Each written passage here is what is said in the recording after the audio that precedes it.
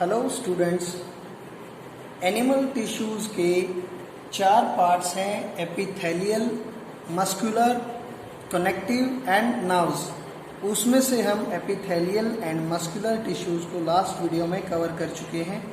आज हम connective tissues and nerve को पढ़ेंगे। जैसे कि नाम से ही दिख रहा है, कनेक्टिव टिश्यूज का काम क्या होगा? कनेक्ट करना और होल्ड करके रखना, एंकर करके रखना। The connective tissue is specialized to connect and anchor various body organs. The main function of connective tissue are binding, supporting and packing together different organs of the body. Homogeneous gel-like intercellular substance called medium or matrix form the main bulk of the connective tissue. Connective tissue का main bulk जो है, jail के जैसा एक substance होगा जिसका नाम matrix होगा। ये जो आपको जाला सा दिखाई दे रहा है, इसमें हल्का हल्का रेशा है, वो मैट्रिक्स है। टाइप पढ़ेंगे। टाइप्स ऑफ कनेक्टिव टिश्यू हैं एरियोलर या लूज कनेक्टिव टिश्यू, डेंस है, adipose, skeletal, fluid connective tissue. Loose connective tissue को पढ़ेंगे। लूज से नाम से ही सजेस्ट हो रहा है, लूज कनेक्टिव टिश्यूज हैं एंड सेल्यूलर कनेक्टिव टिश्यूज भी कह सकते हैं। ये आपस में थोड़े से लूजली बाउंड होते हैं। ऑकरेंस कहाँ होती है, होते कहाँ पे हैं? It is the simplest and most widely distributed connective tissue. It joins skin to muscles, skin को मसल से, fill space inside organ, organ के बीच का जो स्पेस खाली है उसको भरता है, and is found around muscles, blood vessels and nerves. इसका फंक्शन क्या है? It acts as a supporting and packing tissue between organs lying in the body cavity. Support करता है और जो फिलिंग रहती है, बीच में स्पेस रहता है, उसको फिल करने का काम करता है। सेकंड है, it helps in repair of tissues after an injury. चोट लग जाए तो टिश्यूज को रिपेयर करता है। हेल्प इन कम्बेटिंग फॉरेन टॉक्सिन, अगर कोई बाहरी टॉक्सिन आ गया है जो हार्मफुल है, उससे लड़ने में हेल्प करता है। It fixes skin to underlying muscles, muscles के नीचे स्किन को रिपेयर करता है। सेकंड आता है, फर्स्ट हमने पढ़ा एरियोलर कनेक्टिव टिश्यू, सेकंड आता है dense regular connective tissue. Dense का मतलब है कि ये डेंस है, इनके बीच में स्पेस बहुत कम मिलेगा। Dense regular connective tissue is the principal component of tendons and ligaments and aponeurosis. Dense regular connective tissue principal component है tendons and ligaments का। आइए tendons and ligaments पढ़ते हैं, ये क्या है? Tendons are cord-like strong inelastic structures that join skeletal muscles to bone. skeletal muscles को bone से जोड़ने वाले जो स्ट्रॉन्ग स्ट्रक्चर्स हैं उन्हें टेंडन्स कहते हैं। लिगामेंट्स क्या होते हैं? They are elastic structures which connect bone to bone. हड्डी से हड्डी को जो जोड़ने वाले हैं, इलास्टिक स्ट्रक्चर हैं, उन्हें लिगामेंट्स कहते हैं। अपोनेरोसिस ज़्यादा इंपॉर्टेंट नहीं है, आप पढ़ सकते हैं इसको भी। These are broad sheets of dense fibrous collagenous connective tissue that cover, invest and form the termination and attachment of various। बहुत सारी मसल्स को आपस में जोड़ने में, हटाने में ये हेल्प करते हैं। एडिपोज टिश्यू, एडिपोज टिश्यू क्या होते हैं? Is basically an aggregation of fat cells. Fat cells का एग्रीगेशन, इकट्ठा होने से एडिपोज टिश्यू बनते हैं। कहाँ पे होते हैं? स्किन के नीचे होते हैं and between the internal organs, internal organs के बीच में, जैसे कि किडनी के आसपास। फंक्शन क्या है?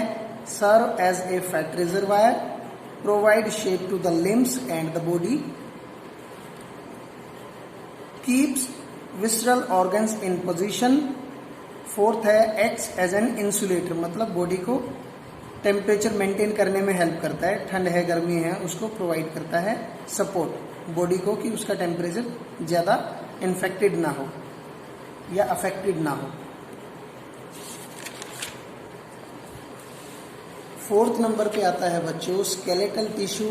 स्केलेटल टिश्यू का मतलब सीधा सीधा समझ में आ रहा है, जो स्केलेटन से रिलेटेड हैं उन्हीं का नाम स्केलेटल से लिया गया है। स्केलेटल टिश्यू के अंदर दो चीज़ें आती हैं, कार्टिलेज आता है और एक बोन आती है। यही दो चीज़ें मिलके स्केलेटन बनाते हैं। तो पहले कार्टिलेज को पढ़ लेते हैं। कार्टिलेज हम सब ने वैसे भी पढ़ रखा है, हमारे नाक के ऊपर या जो कान का हिस्सा है जो सॉफ्ट है, जो हड्डियों से तो थोड़ा सा सॉफ्ट है लेकिन मसल से थोड़ा सा टाइट है, उसे कार्टिलेज कहते हैं। Cartilage is a specialised connective tissue which is compact and less vascular.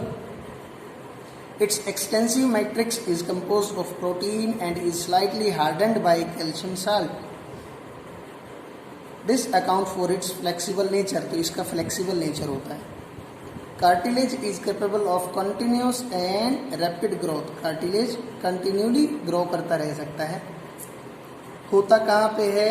Ear pinna, कान का ऊपरी हिस्सा, knows tip, epiglottis, lower ends of ribs and rings of trachea, wind pipe जिसे कहते हैं, वहाँ पे कार्टिलेज होता है.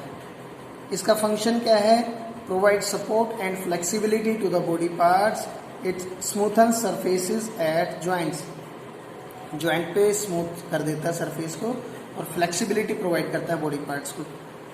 बोन, नेचर ऑफ बोन क्या है? Very strong and non flexible tissue है. हड्डियां मुड़ती नहीं है, काफ़ी मजबूत होती हैं, like cartilage. Bone is a specialised connective tissue. ये भी एक कनेक्टिव टिश्यू है. It is porous, highly vascular, mineralised, hard and rigid. Its matrix is made up of proteins. Protein से मिलकर बनी होती है matrix. Matrix of bone is rich in salts of calcium and magnesium such as phosphate and carbonates of calcium and magnesium. Mainly ये calcium से ही बना होता है. These minerals are responsible for the hardness of bone. हड्डी के मजबूत होने के लिए ये कैल्शियम एंड मैग्नीशियम जो है ये रिस्पॉन्सिबल है. नेक्स्ट पेज पे फंक्शन पढ़ते हैं. बोन के फंक्शन क्या है सबको पता है. शेप प्रोवाइड करते हैं बॉडी को और स्केलेटल को सपोर्ट प्रोवाइड करते हैं. Protects vital body organs such as brain, lungs. Brain और लंग को प्रोटेक्ट करते हैं. Serve as a storage site of calcium and phosphate. Calcium phosphate की स्टोरेज साइट भी है. एंकर दी मसल्स. मसल्स को पकड़े रखते हैं, मजबूती दे रखते हैं. 5वें नंबर पे आता है fluid connective tissue. Connective tissue का लास्ट एंड फाइनल पार्ट है फ्लूइड कनेक्टिव टिश्यू. इसके बाद सिर्फ एक नर्व सिस्टम बच जाएगा, नर्व टिश्यू बच जाएगा. फ्लूइड कनेक्टिव टिश्यू के अंदर बच्चों दो चीज़ें आती हैं. एक तो आता है ब्लड और एक आता है लिम्फ. पहले हम ब्लड को पढ़ते हैं. Fluid connective tissue links the different parts of the body and maintain A continuity in the body. It includes blood and lymph. इसके अंदर ब्लड एंड लिम्फ दो चीज़ें हैं. लिम्फ आगे पढ़ेंगे, ब्लड सबको पता है क्या है. Blood is a fluid connective tissue. In this tissue cells या जिन्हें कॉर्पस्कल्स मूव इन ए फ्लूइड और लिक्विड मैट्रिक्स और a medium called blood plasma. Blood plasma के अंदर ये जो आरबीसीज, डब्ल्यूबीसीज, प्लेटलेट्स ये सब रहती हैं, वो ब्लड प्लाज्मा होता है. जिसे हम खून कह देते हैं वो ब्लड प्लाज्मा है. The blood plasma does not contain protein fibres but contains cells called blood corpuscles और blood cells. These blood corpuscles are और सेल्स आर. नंबर 1 है रेड ब्लड कॉर्पस्कल्स या आरबीसीज जिनको कह देते हैं, सिंपली रेड ब्लड सेल भी बोल देते हैं इन्हें. WBC white blood cell and platelets. ये 3 मेजर पार्ट्स हैं इसके ब्लड प्लाज्मा के. RBC and WBC are living while plasma and platelets are non living. RBC और डब्ल्यूबीसी लिविंग है. Plasma form 55% of the total volume of blood. Blood के अंदर जो plasma है वो 55% तक होता है. Organic substances of plasma are soluble proteins such as. ये थोड़ा सा इंपॉर्टेंट है, इसको अच्छे से रीड करेंगे. ऑर्गेनिक सब्सटेंसेस जो प्लाज्मा के अंदर हैं वो सोल्यूबल प्रोटीन्स होते हैं. सोल्यूबल मतलब घुल जाते हैं, जैसे कि एल्ब्यूमिन, एल्ब्यूमिन का काम क्या है? ऑस्मोटिक प्रेशर को मेंटेन रखता है। ग्लोबुलिन्स क्या है? Act as antibodies. ग्लोबुलिन्स हैं एंटीबॉडीज की तरह एक्ट करते हैं। Fibrinogen used in blood clotting, blood clotting में काम करते हैं ये, जो कि प्लेटलेट्स में पाए जाएंगे। And glucose, amino acid, lipids, vitamin, enzyme, hormone and waste material भी ब्लड के अंदर ही सर्कुलेट करते रहते हैं, जैसे कि यूरिया, यूरिक एसिड, जो कि यूरिन के थ्रू हम बाहर कर देते हैं। Red blood corpuscles RBCs are large in number and have iron containing red respiratory pigment, the hemoglobin. RBCs को ही बच्चों यहाँ पे जो लिखा हुआ है राइथ्रोसाइट्स, RBCs को ही राइथ्रोसाइट्स कहते हैं, जो कि ऑक्सीजन के ट्रांसपोर्टेशन में काफ़ी इम्पोर्टेंट रोल प्ले करते हैं।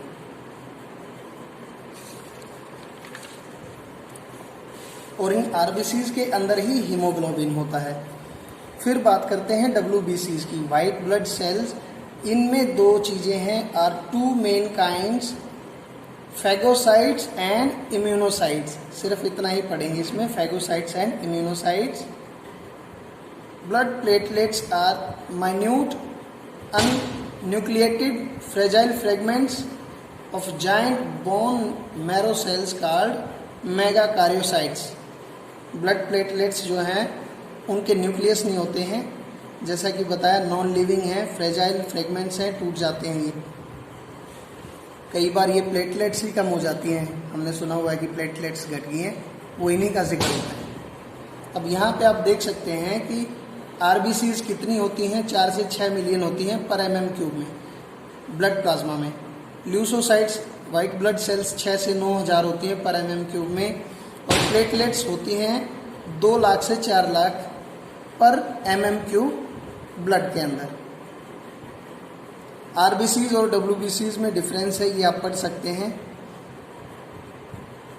ऑक्यूरेंस क्या है, ब्लड कहाँ पे होता है? आर्टरीज में, वेन्स में एंड कैपिलरीज में होता है, which are connected together to form the circulatory system. Circulatory system मिलके बनाते हैं आर्टरीज, वेन्स एंड कैपिलरीज।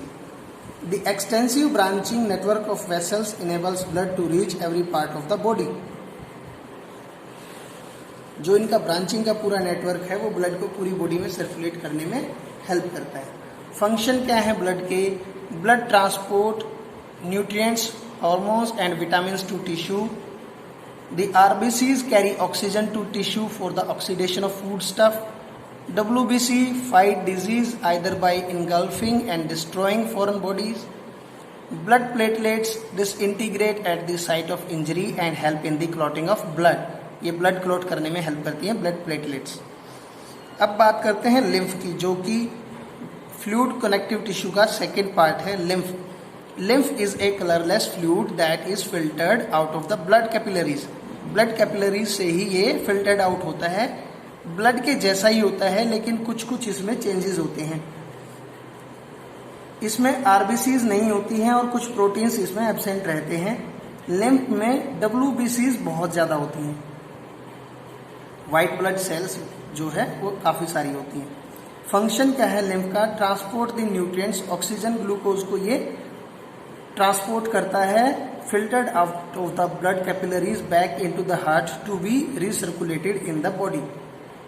जो ऑक्सीजन और ग्लूकोज जो है फिल्टर होके ब्लड कैपिलरीज में चले गए हैं, उनको वापस बॉडी में चले गए हैं, उनको वापस फिर से ब्लड कैपिलरीज में पहुंचा देता है कि फिर से इसको बॉडी के अंदर रिसर्कुलेट किया जा सके।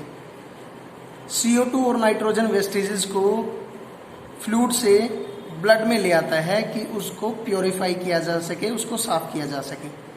Being loaded with WBCs such as lymphocytes, the lymph protect the body against infection. WBCs है तो ये इन्फेक्शन से भी बॉडी को प्रिवेंट करता है। अब लास्ट एंड जो फाइनल बचता है बच्चों एनिमल टिश्यू का, वो फोर्थ पार्ट था nerve tissue. Nerve tissue is a tissue which is specialised to transmit messages within our body. शरीर के अंदर मैसेजेस को ट्रांसपोर्ट करने का, ट्रांसमिट करने का काम करता है। हमें चोट लग जाती है हाथ पे तो झट से हमें पता चल जाता है कि चोट लगी है, हम हाथ को पीछे खींच लेते हैं। तो ये सारा काम नर्व टिश्यू का होता है। Brain, spinal cord and nerve are all composed of nerve tissues. Nerve tissue contain highly specialized unit cells called nerve cells or neurons. ये न्यूरॉन है भाई. Neuron have the ability to receive stimuli from within, या तो शरीर के अंदर से या outside the body, and to conduct impulses, signal को बॉडी के डिफरेंट पार्ट्स में सेंड करना या रिसीव करने का काम करता है. The impulse travels from one neuron to other neuron. एक न्यूरॉन से दूसरे न्यूरॉन से होते हुए सिग्नल जाते हैं, जैसे कि करंट आता है.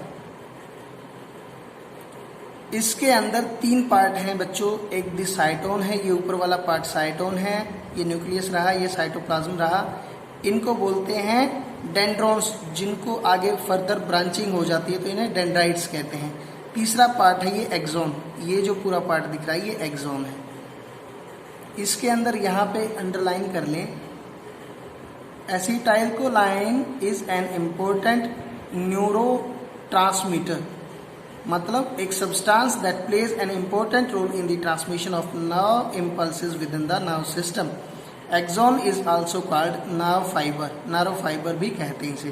फंक्शन है बच्चों, डेंड्राइट्स रिसीव इम्पल्सिस, ये रिसीव करता है, and the axon takes impulses away from the cell body. Cell body से एक्सोन फिर आगे ट्रांसमिट करता है. तो आपका चैप्टर कंप्लीट हो गया है. पढ़ाई करते रहें बच्चों. All the very best.